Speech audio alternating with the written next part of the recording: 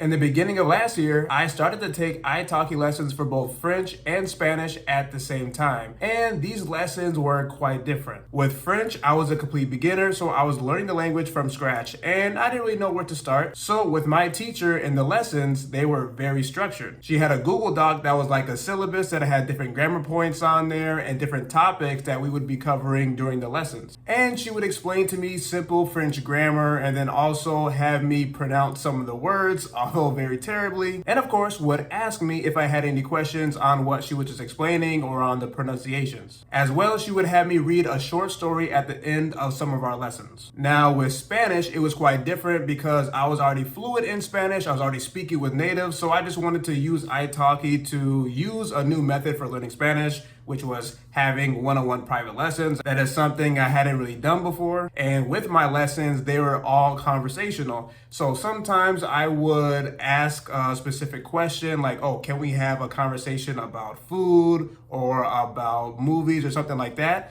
But then in other lessons, I would just say, hola, ¿cómo estás? ¿Cómo has estado? We would just have, that simple conversation in the beginning, but then after that, it would just be completely spontaneous. And we would just talk about whatever came to our minds. I thought it was pretty cool that I could actually have these lessons in different languages because the website makes it very convenient to do so. When you're on the Italki website, you are able to choose the teacher or the tutor that you would like to have a lesson with. But not only that, you're able to see what is their schedule of availability. So in this case, for my Spanish tutors and also for my French teacher, I was able to choose them and then right after that, figure out which times that they were available, then also look at my schedule and see when I was going to be available and then just choose the best time. It's incredibly simple to schedule a lesson and have it confirmed. It only takes a few clicks. They also make it very easy to cancel a lesson, which I actually had to do a few times. You may have heard me say teacher and tutor interchangeably in this video and then also in other videos that I made about Italki, but they are actually different. On Italki, the professional teachers usually have more experience teaching languages to students. As well, they may have more education, while community tutors have more informal lessons and they may not have as much experience, but they are still native speakers of the language. At this point, I can't really say which one would be better or recommend a language learner to use a professional teacher over a community tutor because I've had a lot more experience with community tutors. So with professional teachers, I've only had one,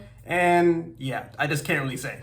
Just so you know, this video is not being sponsored by Italki. Eventually, I made the decision to stop taking my French lessons because it was just too much. I didn't realize how difficult it was to actually learn two languages at the same time because not only was I learning French and Spanish using Italki, but then I was also using some other study methods outside of Italki. And I didn't realize how much work it is to actually have an Italki lesson as well. I mean, you can't just sit there and not do anything at all, you know what I mean? So it does take some energy and focus while you're in the lesson so you can actually pay attention and learn something. And that was one of the biggest problems that I was having with these lessons. So it had nothing to do with the teacher that I was actually having these lessons with, but it was all my fault. So I wouldn't review the Google Doc that she would give me after the lessons. So I would forget everything that she was saying in the lesson. And then when she would ask me questions in the new lesson, I would just say, I forgot, sorry.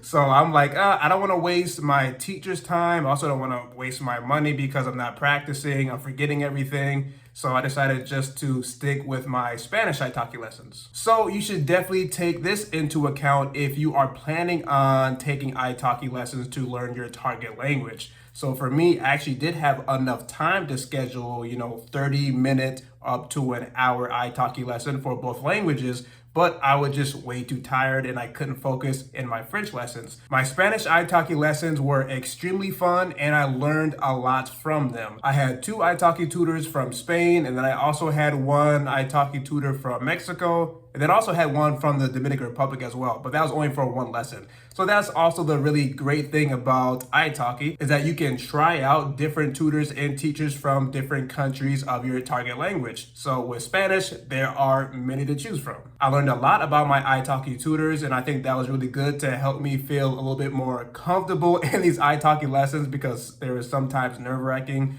As well, I learned a lot about Mexican and Spanish culture, which I think is very important as a language learner because language and culture are intertwined. Of course, I can't leave out that I learned a lot about myself as a language learner. For example, that I still had a decent amount of fear of making mistakes when I spoke Spanish. That made me very nervous. It made me very frustrated at times when I was making a lot of pronunciation mistakes. Then I also learned that my speaking skills weren't as good as I thought they were because my tutors would point out that I said something incorrectly and then they would say the correct word or the correct phrase. And this was also very comfortable as well because they didn't do it, of course, in a negative manner or in a mean way, but they just said, oh, wait, what did you say? Oh, no, okay, say it like this. So I really loved that aspect, that type of relationship that I had with my tutors, that they made me feel very comfortable, then also very confident,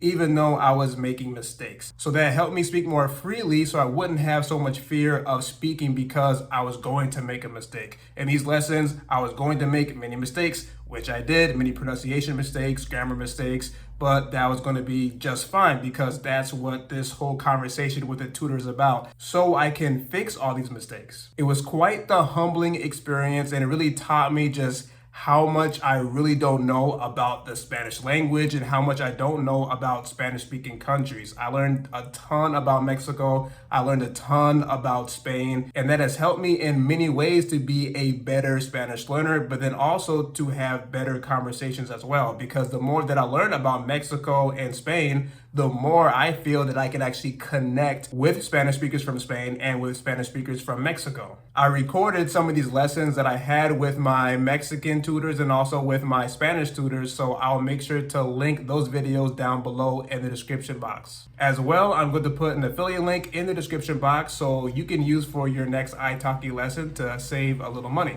If you have been using Italki to learn your target language, let me know what your experience has been like in the comment section below. Thank you very much for watching, and if you enjoyed this video, make sure to share it with one of your language learning friends, and hasta luego.